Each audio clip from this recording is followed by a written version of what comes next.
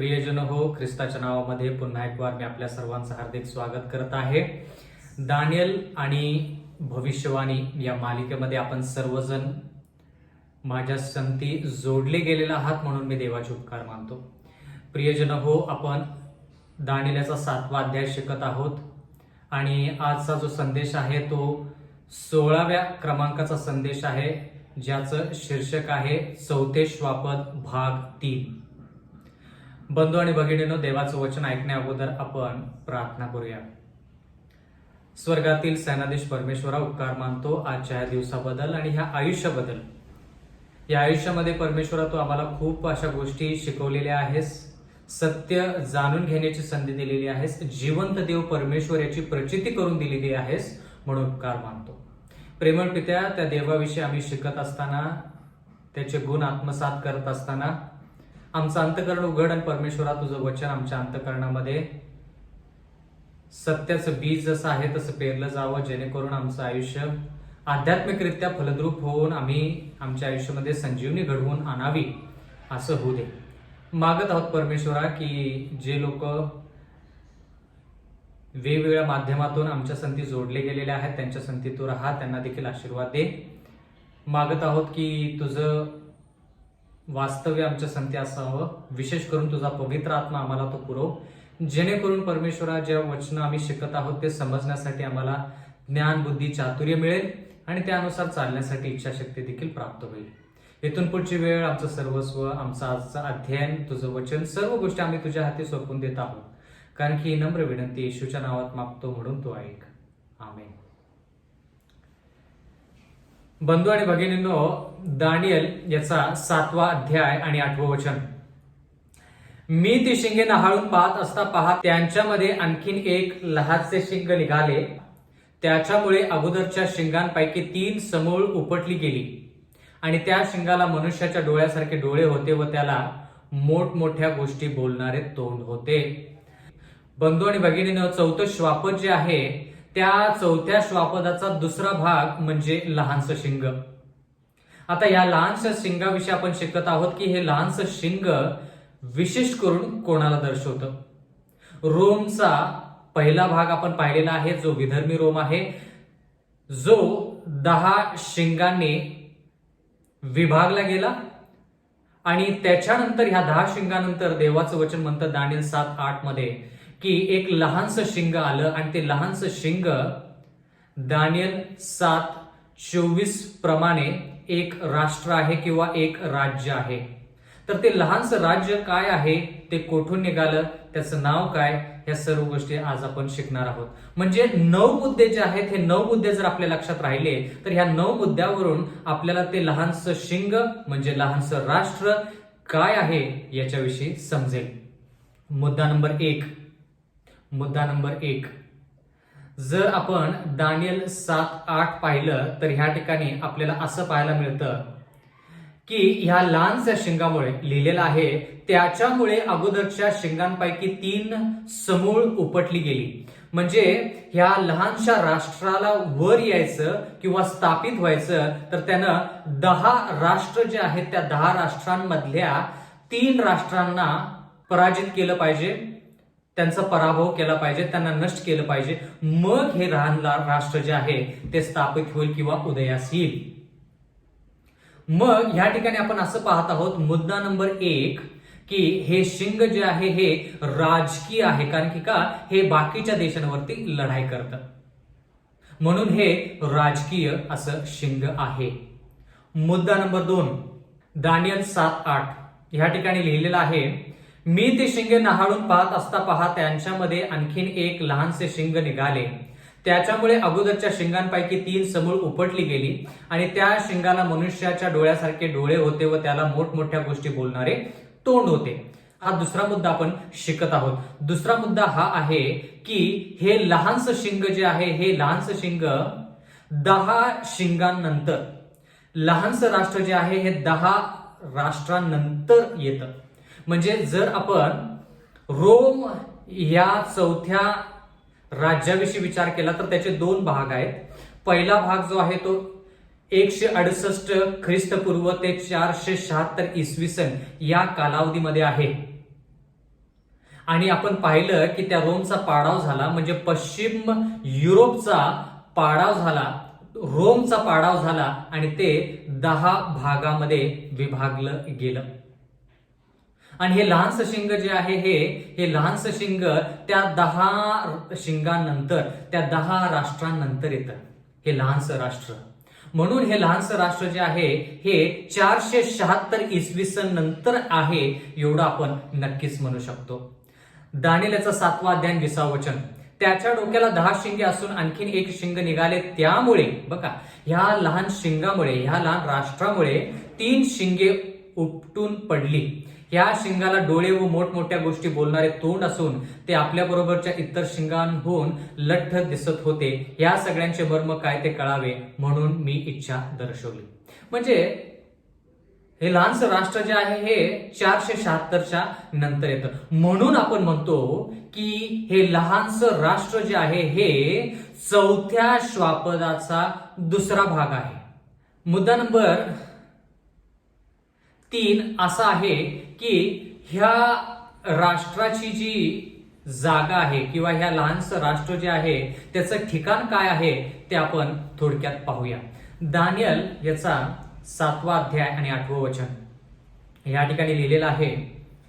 मी ती शिंगे न्हाळून पाहत असता पहा त्याच्यामध्ये आणखीन एक लहानसं शिंग निघाले, त्याच्यामुळे अगोदरच्या शिंगांपैकी 3 समूळ उपटली गेली. किंवा हे जे राज्य आहे हे राज्य पश्चिम युरोप म्हणजे रोम जे आहे तेथून हे राष्ट्र उदयास येते. कारण की हे उदयास कुठे येते? ज्या ठिकाणी 10 शिंगे आहेत त्या ठिकाणी उदयास येते. आता 9 मुद्दे जोपर्यंत आपण स्पष्टपणे मांडत नाही, जाणून घेत नाही, तोपर्यंत आपण हे लहानसं राष्ट्र कोण आहे आपण लोकांना सांगू शकत नाही. म्हणून हे मुद्दे जाणून घेणं फार महत्वाचं आहे. कारण की स्पष्टरित्या या लहानशा राष्ट्राचं नाव या ठिकाणी लिहिलेलं नाही आणि त्याचं कारण देखील आपण पाहणार आहोत. मुद्दा नंबर 4 दानिएलचा 7वा अध्याय आणि 8वं वचन. मुद्दा नंबर 4. मी ते शिंगे न्हाळून पाहत असता पहा त्यांच्यामध्ये आणखीन एक लहानसे शिंग निघाले, त्याच्यामुळे अगोदरच्या शिंगांपैकी 3 समूळ उपटली गेली आणि त्या शिंगाला मनुष्याच्या डोळ्यासारखे डोळे होते व त्याला मोठमोठ्या गोष्टी बोलणारे तोंड होते. आता ह्या ठिकाणी दानिएल 7:25 मध्ये लिहिलेलं आहे, तो परात्पर देवाविरुद्ध गोष्टी बोलेल व परात्पर देवाच्या पवित्र जनास जेर करेल. बघा, म्हणजे लहानसं राष्ट्र किंवा लहानसं शिंग जे आहे हे देवाचं वचन म्हणतं की परात्पर देवाच्या विरोधात बोलते, म्हणून ह्याला असं म्हटलेलं आहे की ह्या शिंगाला मोठमोठ्या गोष्टी बोलणारे तोंड आहे. आता ह्याच्यासाठी आणखीन एक उदाहरण फार महत्वाचं आहे आणि ते उदाहरण तुम्हाला नक्कीच आवडेल. लूक याचा 5वा अध्याय जर आपण वाचला आणि विशेष करून 17 वचनापासून या ठिकाणी जर आपण अध्ययन केलं तर त्या ठिकाणी काय लिहिलेलं आहे ते आपण पाहूया. आपण मुद्दा कोणता उचललेला आहे? मुद्दा नंबर 4. परात्पर देवाच्या विरुद्ध मोठमोठ्या गोष्टी बोलणारे तोंड म्हणजे काय? मुद्दा नंबर 4. लूक याचा 5वा अध्याय 17 वचन. एके दिवशी असे झाले की तो शिक्षण देत असताना गालिलातील प्रत्येक गावाहून आणि यहुद्या व यरुशलेम येथून आलेले परुषी व शास्त्राध्यापक तेथे बसले होते आणि रोग बरे करणाऱ्या प्रभूचे सामर्थ्य त्याच्या ठाई होते. येशू ख्रिस्त एक ठिकाणी प्रवचन करत होता आणि त्या ठिकाणी परुषी लोक होते, यहुद्यातील लोक होती, यरुशलेम मध्ये लोक होते, वेगवेगळ्या ठिकाणाहून त्या ठिकाणी लोक जमले होते आणि देवाचं वचन म्हणतं की प्रभूचे सामर्थ्य त्याच्या ठाई होते, म्हणजे येशू ख्रिस्ताच्या ठाई होते. देवाचा आत्मा येशू ख्रिस्ताच्या ठाई होता, म्हणून तो शिक्षण देत असे, लोकांना बरं करत असे, रोगराई त्यांची दूर करत असे. 18 वचन, लूक 5 याचा 18वं वचन. तेव्हा पहा कित्येक माणसांनी कोणा एका पक्षघाती मनुष्याला बाजेवर आणले व त्याला आत नेऊन त्याच्या समोर ठेवायचा त्यांनी प्रयत्न केला. म्हणजे एक पक्षघाती मनुष्य होता, त्या मनुष्याला बरं व्हायचं होतं म्हणून काही लोकांनी त्या पक्षघाती मनुष्याला बाजेवरती घेतलं आणि येशू ख्रिस्तासमोर आणण्याचा प्रयत्न केला. पण त्या प्रयत्नामध्ये ते सफल झाले का, यशस्वी झाले का पाहूया. लूक याचा 5वा अध्याय आणि 19वे वचन. परंतु दाटीमुळे त्याला आत नेण्यास वाव मिळेना, म्हणून त्यांनी घरावर चढून त्याला बाजेसकट कौलारातून येशूच्या समोर खाली सोडले. आता ह्या संदर्भातून, ह्या घटनेद्वारे आपण हे पाहणार आहोत की मोठमोठे बोलणारे तोंड जे आहे त्याचा अर्थ काय, किंवा परात्पर देवाच्या विरुद्ध बोलणारे तोंड म्हणजे काय, किंवा दुर्भाषण करणे म्हणजे काय. या सर्व गोष्टी ज्या आहेत त्या एकच आहेत. दुर्भाषण करणे, परात्पर देवाच्या विरुद्ध बोलणे किंवा मोठमोठे बोलणारे तोंड, या सर्व गोष्टी एकच आहेत. त्या गोष्टी काय आहेत ते आपण पाहत आहोत. तर दाटीवाटीमुळे देवाचं वचन म्हणतं की हे लोक त्या पक्षघाती मनुष्याला दरवाजातून बाहेर न आणता ते छतावरती गेले, किंवा या ठिकाणी असं लिहिलेलं आहे, घरावर चढून त्यांनी बाजेसकट कौलारातून त्या व्यक्तीला खाली आणलेलं आहे, किंवा खाली येशू ख्रिस्तासमोर उतरवलं. एवढंच नाही तर लूक 5:20 मध्ये लिहिलेलं आहे, तेव्हा त्यांचा विश्वास पाहून तो म्हणाला, हे मनुष्या, तुझ्या पापांची क्षमा झाली आहे. म्हणजे येशू ख्रिस्त त्या ठिकाणी ह्या व्यक्तीच्या पापांची क्षमा करतो. एवढंच नाही तर पुढे काय होतं ते फार महत्वाचं. पापांची क्षमा केल्यानंतर आता आपण हे जाणून घेणं फार गरजेचं आहे की येशू ख्रिस्ताने ज्यावेळेस चमत्कार केले किंवा पापाची क्षमा केली, त्यावेळेस ह्या भूतलावरती येशू ख्रिस्त मानवी रूपामध्ये जरी असला तरी देखील तो 100% देव आणि 100% माणूस होता. पूर्णपणे मनुष्य आणि पूर्णपणे देव होता. ह्या ठिकाणी आपण असं म्हणू शकत नाही की येशू ख्रिस्त ह्या भूतलावरती असताना जे चिन्ह चमत्कार केले, त्याने जे रोगराई बरी केली, किंवा त्यानं लोकांच्या पापांची क्षमा केली, म्हणजे तो 50% देव आणि 50% मनुष्य होता, असं आपण म्हणू शकत नाही. कारण की कोणीही 50% मनुष्य असू शकत नाही, कोणीही 50% देव असू शकत नाही. 100% देव आणि 100% माणूस असा येशू ख्रिस्त होता. मग त्यानं त्या ठिकाणी पापांची क्षमा केली का, तर कारण की तो देव आहे, मानवी रूपामध्ये तो देव होता, म्हणून त्यानं पापाची क्षमा केली. म्हणजे थोडक्यात त्यानं दुर्भाषण केलं नाही. तर ह्या ठिकाणी देवाचं वचन म्हणतं, लूक याचा 5वा अध्याय आणि 21वे वचन, तेव्हा शास्त्री व परुषी असा वादविवाद करून म्हणाले की हा दुर्भाषण करणारा कोण आहे, केवळ देवा वाचून पापाची क्षमा कोण करू शकतो. बंधू आणि भगिनींनो, देवाचं वचन ह्या ठिकाणी आपल्याला स्पष्टरित्या सांगतं की ज्यावेळेस येशू ख्रिस्ताने पापाची क्षमा केली त्यावेळेस लोक म्हणाले की हा दुर्भाषण करत आहे. म्हणजे थोडक्यात मोठमोठ्या गोष्टी बोलणारं तोंड येशू ख्रिस्ताकडे आहे. म्हणजे थोडक्यात हे परुषी आणि शास्त्री लोक म्हणत आहेत की परात्पर देवाच्या विरोधात येशू ख्रिस्त बोलत आहे. बंधू आणि भगिनींनो, दुर्भाषण, परात्पर देवाच्या विरोधात बोलणे किंवा मोठमोठ्या गोष्टी बोलणारे तोंड, ह्या सर्व गोष्टी एकच. मग मला आता तुम्हाला एक प्रश्न विचारू द्या की येशू ख्रिस्तानं देवाच्या वचनानुसार त्या व्यक्तीच्या पापांची क्षमा केली का देवाच्या विरोधात जाऊन, परात्पर देवाच्या विरोधात जाऊन? कारण की परुषी लोक काय म्हणतात की केवळ देवा वाचून पापाची क्षमा कोण करू शकतो. म्हणजे बायबल अनुसार, देवाच्या वचनानुसार पापाची क्षमा करणारा फक्त आणि फक्त येशू ख्रिस्त किंवा देव. मनुष्य पापाची क्षमा करू शकत नाही. पण लहानसं शिंग, लहानसं राष्ट्र जे आहे, हे लहानसं राष्ट्र ते मोठमोठ्या गोष्टी बोलतं, दुर्भाषण करतं. म्हणजे थोडक्यात काय, ते देवाची जागा घेऊन देव जसा पापांची क्षमा करतो तसं ते लहानसं शिंग, ते लहानसं राष्ट्र लोकांच्या पापांची क्षमा करतं. कळाला का मुद्दा? महत्वाचा मुद्दा आहे.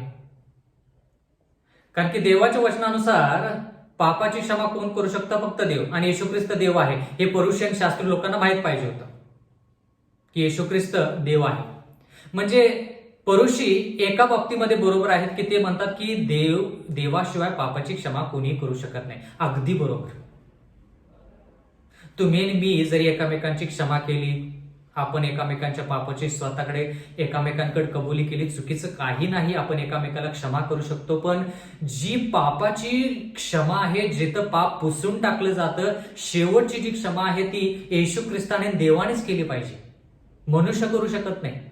पण जर आपण एका मंडळीचा जर विचार केला तर त्या मंडळीमध्ये मनुष्य लोकांच्या पापाची क्षमा करतो, म्हणून त्या व्यक्तीला किंवा त्या राज्याला, रोमच्या त्या राज्याला मोठमोठ्या गोष्टी बोलणारे तोंड दिलेले आहे. परात्पर देवाच्या विरुद्धात बोलणारं तोंड त्या राष्ट्राकडे आहे, म्हणून ते बळकट आहे किंवा शक्तिशाली आहे.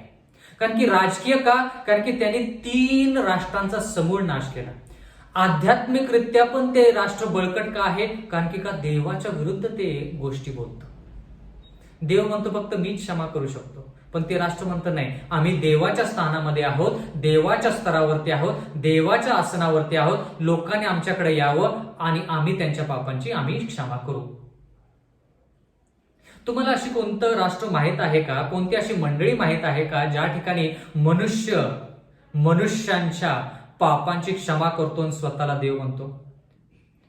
कोणती अशी मंडळी आहे? मला अशी मंडळी जी माहित आहे ती म्हणजे रोमन कॅथलिक मंडळी. रोमन कॅथलिक मंडळी म्हणजे थोडक्यात आध्यात्मिक रोम असं म्हटलं तर चालेल, किंवा पोपचं जे राज्य आहे ते पोपचं राज्य असं आपण म्हणू शकतो. कारण की का, हे गुणधर्म पाहिजेत आणि हे गुणधर्म कोणत्या राष्ट्राला लागू आहेत ते पाहायचं. म्हणजे 4थं श्वापद जे रोमनं दर्शवलेलं आहे त्याचे 2 भाग आहेत. पहिला भाग जो आहे तो विधर्मी रोम, 168 ख्रिस्तपूर्व ते 476 इसवी सन, आणि त्याच्यानंतर लहानसं शिंग म्हणजे लहानसं राष्ट्र, ज्याची कारकीर्द मी तुम्हाला नक्कीच सांगेन. पण ह्या ठिकाणी आपण हे पाहत आहोत की हे राष्ट्र राजकीय तर आहेच पण आध्यात्मिक पण आहे. आता मुद्दा नंबर 5, दानियल 7:20 मध्ये मुद्दा नंबर 5 आपण पाहूया. त्याच्या डोक्याला 10 शिंगे असून आणखीन 1 शिंग निघाले, त्यामुळे ती शिंगे उपटून पडली. त्या शिंगाला डोळे व मोठमोठ्या गोष्टी बोलणारे तोंड असून ते आपल्या बरोबर इतर शिंगांहून लठ्ठ दिसत होते. आता ह्या शिंगाला लठ्ठ असं म्हटलेलं आहे. आता हे शिंग लठ्ठ का आहे हे जर आपण पाहिलं तर आपल्याला कळेल की बाकीच्या शिंगांसारखं हे शिंग नाही. कारण की का, बाकीचे जे राष्ट्र आहेत ते राजकीय आहेत, पण हे शिंग लठ्ठ आहे. लठ्ठ आहे म्हणजे थोडक्यात काय, बळकट आहे. लठ्ठ म्हणजे थोडक्यात ह्याच्यामध्ये जिद्द आहे. लठ्ठ म्हणजे थोडक्यात हे अहंकारी आहे. लठ्ठ म्हणजे थोडक्यात हे शिंग जे आहे हे ह्याच्यामध्ये नम्रता नाही, ह्याच्यामध्ये अभिमान आणि अहंकार आहे. म्हणून हे शिंग जे आहे हे कसं आहे, लठ्ठ आहे. म्हणजे थोडक्यात हे चुकीच्या दृष्टिकोनातून कार्य करते, चुकीच्या मार्गावरती जाऊन कार्य करते, आणि म्हणून हे शिंग काय आहे, लठ्ठ आहे असं आपण म्हणू शकतो. हे शिंग हे राष्ट्र जे आहे हे लठ्ठ आहे. हा मुद्दा नंबर 5. मुद्दा नंबर 6, दानियल 7:21 या ठिकाणी लिहिलेलं आहे, मी पाहिले तो त्या शिंगाने पवित्र जनाबरोबर युद्ध केले व त्याचे त्यांच्यावर प्राबल्य झाले. पवित्र जनाबरोबर विरुद्ध लढाई केली किंवा पवित्र जनांबरोबर युद्ध केले. कोणी केले? ह्या लहानशा शिंगाने किंवा लहानशा राष्ट्राने. बंधू आणि भगिनींनो, लहानसं राष्ट्र जरी असलं तरी ह्यानं देवाच्या विरोधात जाऊन पवित्र जनांचा त्याने काय केलेला आहे, जेर केलेला आहे, किंवा पवित्र जनांविरुद्ध त्यानं लढाई करून थोड्या काळासाठी का होईना तो प्रबल झालेला आहे. मग आता जर आपण पाहिलं की कोणतं असं राष्ट्र आहे ज्यानं पवित्र जनास त्रास दिला, पवित्र लोकांच्या विरुद्ध लढाई केली. जर आपण विधर्मी रोमच्या नंतर कुणी जर सत्ता चालवली असेल ते जर पाहिलं तर आपल्याला कळेल, आध्यात्मिक रोम म्हणजे पोपचं राज्य किंवा रोमन कॅथलिक राज्य. रोमन कॅथलिक राज्यामध्ये हे जे रोमचे अधिपती किंवा रोमचे जे प्रतिनिधी आहेत किंवा रोमचे जे मुख्य आहेत किंवा पोप जो आहे त्यानं पवित्र जनाविरुद्ध, विशेष करून जे लोक आज्ञा पाळतात, शाबाताची आज्ञा पाळतात किंवा 10 आज्ञा पाळतात, त्यांच्या विरुद्ध जाऊन लढाई केली. खूप लोकांना त्यांनी नष्ट केलं. लाखो करोडो लोकांना त्यानं काय केलं? जीवे मारलं. जर त्यावेळेस आपण जर विचार केला की त्या काळामध्ये कोणकोणत्या गोष्टी घडल्या, तर इतिहासाचा जर आपण विचार केला किंवा आधार घेतला, तर त्या ठिकाणी आपल्याला कळेल की ह्या प्रतिनिधीने, पोपने पवित्र जनांना फार छळलं.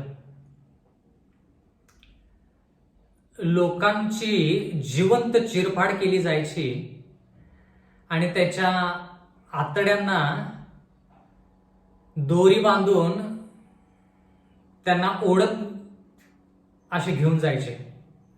एवढंच नाही तर काही लहान लेकरांना घ्यायचे आणि ते गुहेमध्ये टाकायचे आणि त्या गुहेच्या दरवाजाला लाकडं रचायचे आणि ते लाकडांना काय करायचे? आग द्यायचे. काही लोकांना तर जिवंत जाळण्यात आलं. म्हणजे एवढा छळ पवित्र जनांचा झाला. पण ह्याच्यामध्ये देखील आपण हे पाहत आहोत की देवाने त्याच्या लोकांना मदत केली. देवाने त्या लोकांना त्याच्यातून निभावून नेण्यासाठी लोकांना देवाने मदत केली. जसं दानिएलाला सिंहाच्या गुहेमध्ये देवाने मदत केली, हनन्या, मिशाएल, अझरायाला जसं धधकत्या आगीमध्ये मदत केली, तसंच देवाने ह्या लोकांना त्याच्यातून निभावून नेण्यास मदत केली. खूप लोकांच्या प्राणांची आहुती देखील लोकांनी दिली. खूप लोकांनी आपल्या प्राणांची आहुती दिली, बलिदान केलं, तरी देखील सत्य जिवंत राहिलं. सत्य जे आहे ते एका पिढीपासून दुसऱ्या पिढीपर्यंत सातत्यानं त्याची वाटचाल होत राहिली आणि म्हणून जे सत्य त्यांना मिळालं ते सत्य देवाने आपल्याला देखील दिलेलं आहे. म्हणजे जर त्यांनी विश्वासूपणाने देवाची सेवा केली नसती तर कदाचित आपल्यापर्यंत ते सत्य पोहोचलं नसतं. बंधू आणि भगिनींनो, देव विश्वासू आहे. आपण कितीही कमकुवत असतो, आपण कितीही आपल्यामध्ये कमतरता असल्या तरी देखील देवाला आपल्याला कणखर आणि कठीण आणि विश्वासू कसं बनवायचं हे देवाला नक्कीच माहिती आहे. म्हणून देवासंती राहायचं. म्हणून देवासंती राहायचं. मुद्दा नंबर 7. मुद्दा नंबर 7 जर आपण पाहिला तर दानिएल 7:25 मध्ये आपण पाहतो, तो परात्पर देवाविरुद्ध गोष्टी बोलेल व परात्पर देवाच्या पवित्र जनास जेर करेल. तो नेमलेल्या सणात व घालून दिलेल्या शिस्तीत बदल करण्यास पाहिल. 1 काळ, 2 काळ व अर्धा काळपर्यंत ते त्याच्या कब्जात राहतील, असं देवाचं वचन म्हणतं. तर 7वा मुद्दा ह्या ठिकाणी असा आहे की तो पवित्र जनास जेर करेल. पवित्र जनास जेर करेल. पवित्र जनास जेर करेल म्हणजे मानसिकरित्या येणाऱ्या काळामध्ये पोप आणि त्याचं जे राष्ट्र आहे, जे राजकीय आणि आध्यात्मिक दोन्ही आहे, ते राजकीयरित्या आध्यात्मिकरित्या पवित्र जनास जेर करणार आहे. जेर करणे म्हणजे मानसिकरित्या व्यक्तीवरती इतकं त्रास संकट हे राष्ट्र आणणार आहे की शेवटी मनुष्य कंटाळून तो मनुष्य म्हणायला पाहिजे की ठीक आहे, तुम्ही ज्या गोष्टी सांगत आहात त्या गोष्टी मी करायला तयार आहे. मानसिक छळ. मी जर तुम्हाला आज प्रश्न विचारला की तुम्हाला शारीरिक छळ जास्त सहन होतो का मानसिक छळ, वेगवेगळी उत्तरं मिळतील. पण मानसिक छळ जो आहे तो फार विचित्र आणि फार भयंकर आहे. कारण की शारीरिक छळामुळे लोक जास्त निर्णय बदलत नाहीत, पण मानसिक छळ ज्यावेळेस होतो त्यावेळेस लोक निर्णय लगेच बदलतात. कारण की का, स्पष्टरित्या तो छळ जो आहे तो मानसिकतेवरती बाधा करतो. म्हणून लोक मानसिकरित्या निर्णय लगेच बदलतात किंवा जवळपास शारीरिक छळापेक्षा मानसिक छळ लोकांना आवडत नाही.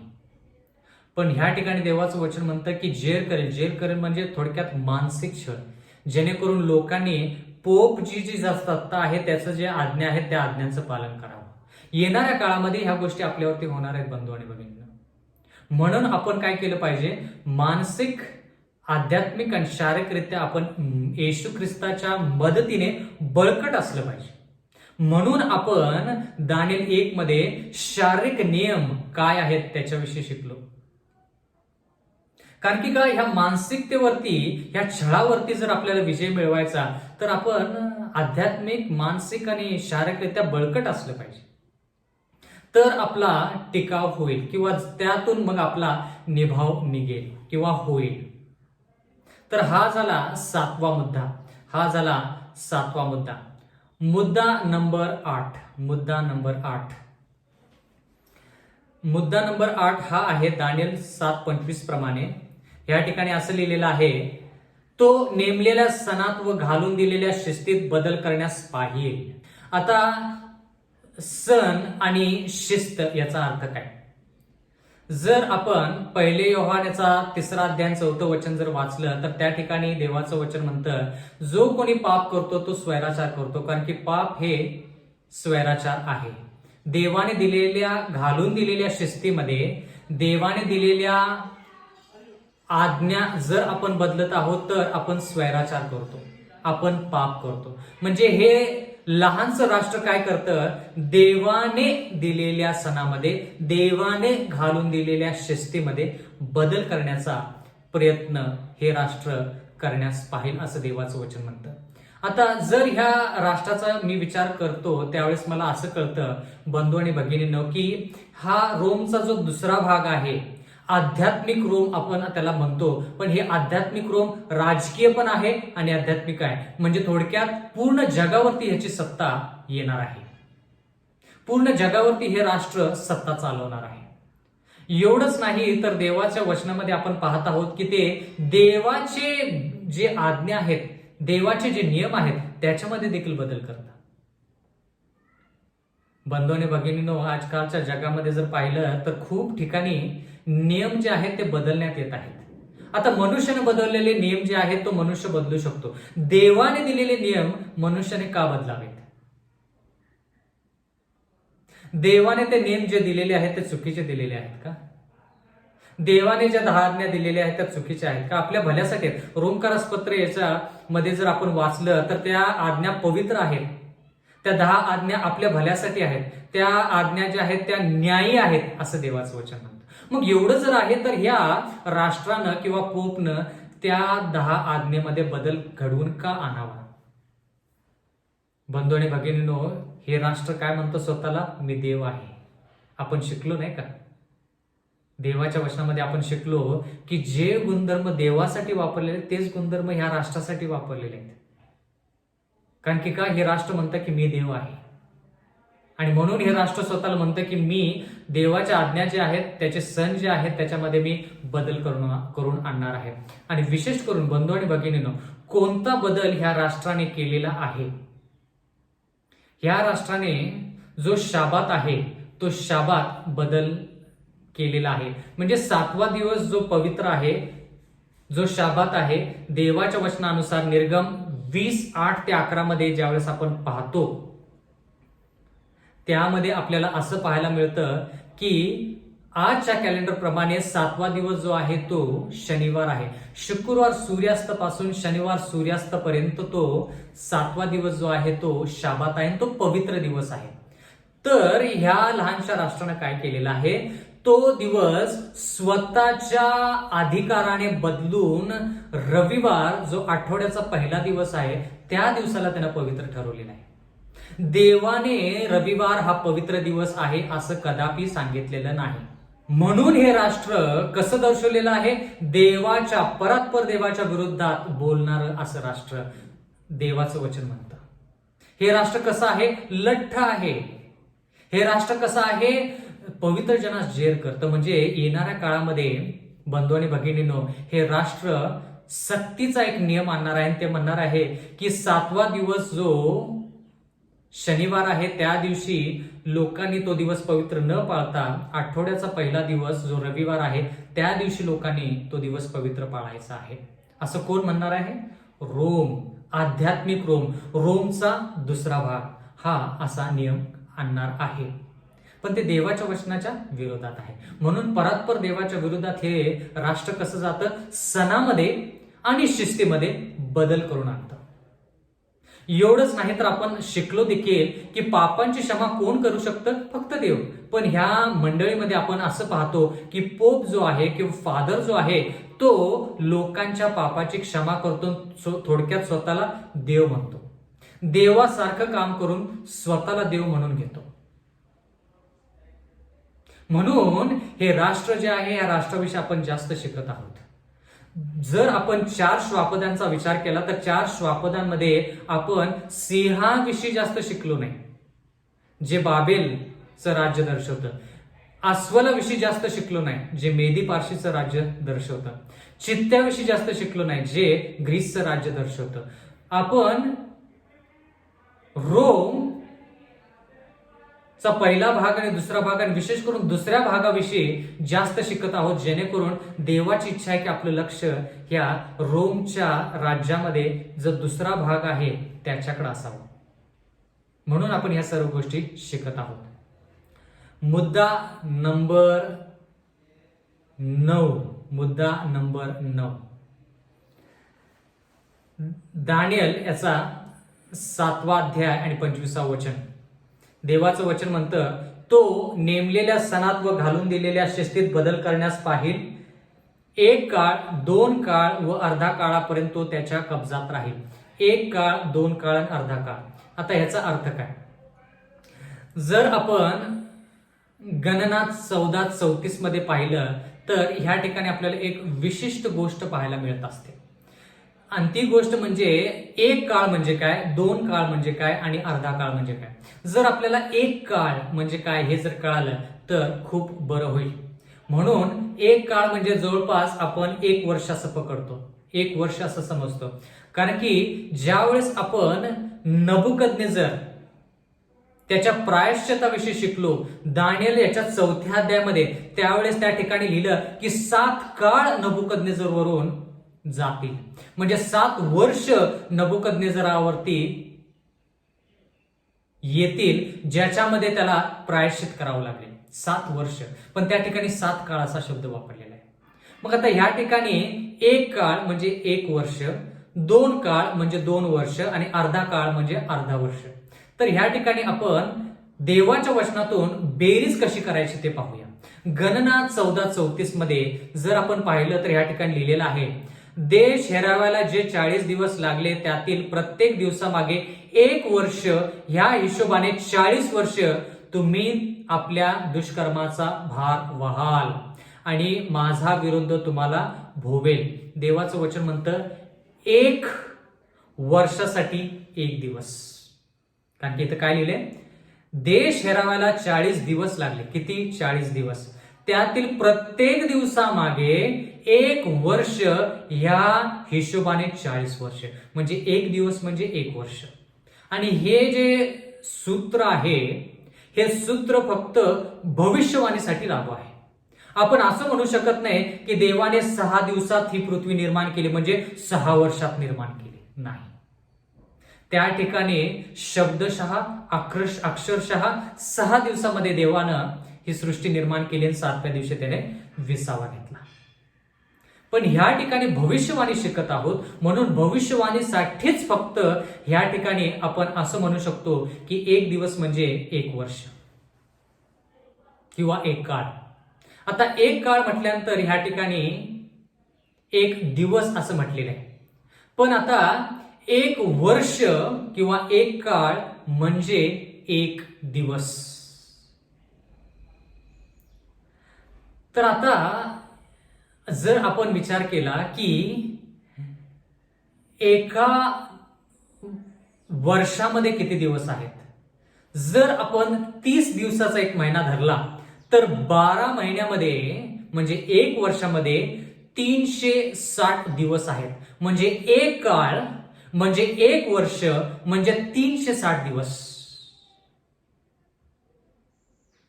आता ह्या ठिकाणी लिहिलेलं आहे दानिएल 7:25 मध्ये 1 काळ म्हणजे हे राष्ट्र जे आहे कशी सत्ता चालवेल, 1 काळ, 2 काळ आणि अर्धा काळ. 1 काळ म्हणजे काय, 1 वर्ष.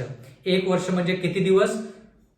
30 दिवसाचा एक महिना धरला तर 360 दिवस, म्हणजे एक काळ म्हणजे 360 दिवस. दोन काळ म्हणजे किती? 2 वर्ष. 2 वर्ष म्हणजे किती दिवस? 360 जर एका वर्षामध्ये आहेत तर 360 अधिक 360 म्हणजे 720, म्हणजे दोन काळ म्हणजे 720 दिवस. कारण की देवाचं वचन म्हणतं की एक दिवसासाठी आपण एक वर्ष धरायचं आहे. म्हणजे एक काळ जो आहे तो आपण एक वर्ष, आणि एक वर्ष त्याची बेरीज करून ते किती दिवस आहेत ते पाहायचं आहे. म्हणजे शेवटी हिशोब काय आला पाहिजे? दिवसामध्ये आला पाहिजे, आणि मग दिवसाचे काय करायचे? वर्ष करायचे. एक काळ एक वर्ष म्हणजे 360 दिवस, दोन काळ म्हणजे 2 वर्ष म्हणजे 720 दिवस, अर्धा काळ म्हणजे अर्ध वर्ष म्हणजे किती दिवस? 360 दिवस जर एका वर्षामध्ये आहेत तर अर्ध्या वर्षामध्ये 180. मग जर आपण ह्याची बेरीज केली, एक काळ म्हणजे एक वर्ष 360 दिवस, दोन काळ म्हणजे 2 वर्ष म्हणजे 720 दिवस, अर्धा काळ म्हणजे अर्धा वर्ष म्हणजे 180 दिवस. 360 अधिक 720 अधिक 180 एकूण किती झाले? 1260. मग हे 1260 दिवस झाले, बरोबर? 1260 दिवस झाले. पण देवाच्या वचनामध्ये गणनामध्ये 14:34 मध्ये पाहिले की एक दिवस म्हणजे एक वर्ष. आणखीन एक वचन घेऊया, एजिकेल याचा 4 अध्याय 6 वचन. पुन्हा ते दिवस संपल्यावर तो उजव्या कुशीवर नीज व 40 दिवस यहुदा घराण्याचा अधर्माचा भार वहा. एजिकेल 4:6 मध्ये लिहिलेलं आहे, प्रत्येक वर्षाबद्दल तुझ्या हिशोबी मी एक दिवस धरला आहे. एक दिवस म्हणजे एक वर्ष. तर आता आपण बेरीज केली, एक काळ म्हणजे 360 दिवस, दोन काळ म्हणजे 720 दिवस, अर्धा काळ म्हणजे 180, बेरीज 1260 दिवस. 1260 दिवस म्हणजे 1260 वर्ष. मग आपण असं म्हणू शकतो की हे लहानसं राष्ट्र जे आहे ते किती वर्ष राज्य करतं? 1260 वर्ष राज्य करतं. आता तुम्ही म्हणाल की 3.5 वर्ष का नाही? कारण की एक काळ म्हणजे एक वर्ष, दोन काळ म्हणजे 2 वर्ष, अर्धा काळ म्हणजे अर्धा वर्ष, बेरीज केली 3.5 वर्ष. पण जर आपण विचार केला बाबेलचा, 605 ख्रिस्तपूर्व ते 539 ख्रिस्तपूर्व, किती वर्ष? जवळपास 60 पेक्षा जास्त वर्ष. जर आपण मेदी पारशीचा विचार केला, 539 ख्रिस्तपूर्व ते 331 ख्रिस्तपूर्व, किती? जवळपास 200च्या पेक्षा जास्त वर्ष. तसं जर आपण तिसऱ्या राज्याचा विचार केला, 331 ख्रिस्तपूर्व ते 168 ख्रिस्तपूर्व, तर त्या ठिकाणी आपल्याला काय पाहायला मिळेल की जवळपास 150 पेक्षा जास्त वर्ष हे राष्ट्र काय करत आहे? कार्य करत आहे. कोणतं? तिसरं राज्य. पण ह्या ठिकाणी ज्यावेळेस आपण म्हणू 3.5 वर्ष, त्यावेळेस ते मोजमाप व्यवस्थित बसत नाही. कारण की 3.5 वर्ष जर राज्य करायचं तर 3.5 वर्षामध्ये तो पोप जो आहे तो पवित्र जनांचा जेर किती वेळ करेल? असा 3.5 वर्षामध्ये, 3.5 वर्षामध्ये तो नियमामध्ये आणि सणामध्ये बदल घडवून आणेल का? 3.5 वर्षामध्ये त्यानं पवित्र शाबात जो आहे तो शनिवारपासून रविवारमध्ये 3.5 वर्षामध्ये बदलून 3.5 वर्षानंतर तो थांबला, असं झालं का? म्हणून शब्दशः आपण 3.5 वर्ष म्हणू शकत नाही म्हणू शकत. कारण की ह्या राष्ट्राने काय केलेलं आहे? पवित्र जनाबरोबर जेर केलेला आहे, त्यानं स्वतःची सत्ता चालवलेली आहे. आणि म्हणून हे 3.5 वर्ष जे आहेत त्यांचं रूपांतर आपण दिवसामध्ये केलं तर 1260 दिवस होतात. आणि 1260 दिवस गणना 14:34 एजिकेल 4:6 प्रमाणे एक वर्ष म्हणजे एक दिवस. 1260 दिवस म्हणजे 1260 वर्ष. कारण की जो हिशोब आपण करत आहोत तो बाकीच्या राष्ट्रांच्या संदर्भात त्याच्या अनुषंगाने हिशोब करायचा. मग आपल्याला कळेल की 3.5 वर्ष शब्दशः नसून हे 1260 दिवस म्हणजे 1260 वर्ष आहेत. कळालं का बंधू आणि भगिनींनो? महत्वाचा मुद्दा आहे की कारण की लोक तुम्हाला विचारतील की एक काळ 1 वर्ष, 2 काळ 2 वर्ष, अर्धा काळ अर्धा वर्ष, 3.5 वर्ष 3.5 वर्ष सत्ता चालवली. आपल्याला उत्तर देता आलं पाहिजे. शब्दशः 3.5 वर्ष नसून मग आपण म्हणायचं बाबेलनं किती वर्ष राज्य केलं, मेदी पारशीनं किती केलं, मग ग्रीस राज्याने किती वर्ष राज्य केलं, मग त्या राज्याने एवढ्या वर्ष कार्य जर केलं तर त्यांच्याविषयी जास्त लिहिलेलं नाही, तर मग हे 3.5 वर्ष जर राज्य करत असेल हे लहानसं राष्ट्र, तर त्याच्याविषयी इतकं काय लिहायची गरज आहे? म्हणजे त्याचा अर्थ 3.5 वर्ष शब्दशः नसून त्याचं रूपांतर आपण 1260 दिवस म्हणजे 1260 वर्ष असं केल्यानंतर मग आपल्याला कळतं की ह्या राज्याची कारकीर्द 538 इसवी सन पासून 1798 इसवी सन पर्यंत आहे, म्हणजे 1260 वर्ष आहे. कळालं का बंधू आणि भगिनींनो?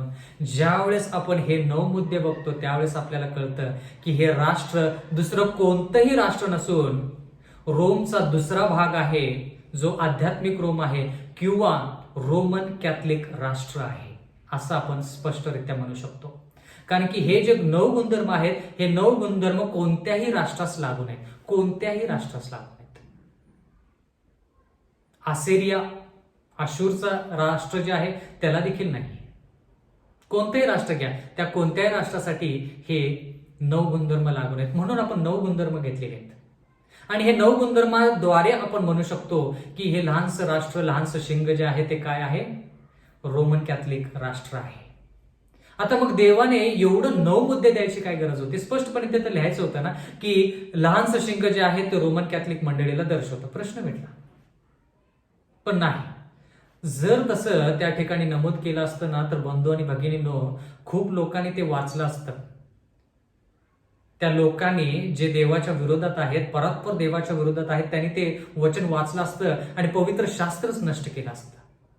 म्हणून देवाने गुप्तरित्या त्या गोष्टी गुप्त ठेवल्या आणि जो अभ्यास करेल, ज्याला शिकण्याची इच्छा आहे, ज्याची तळमळ आहे, सार्वकालिक जीवन प्राप्त करण्याची, सत्य काय जाणून घ्यायची ज्याची इच्छा आहे ना त्यालाच ते कळेल. म्हणून देवाने मुद्दाम तसं त्या भाषेमध्ये 9 मुद्दे दिलेले आहेत.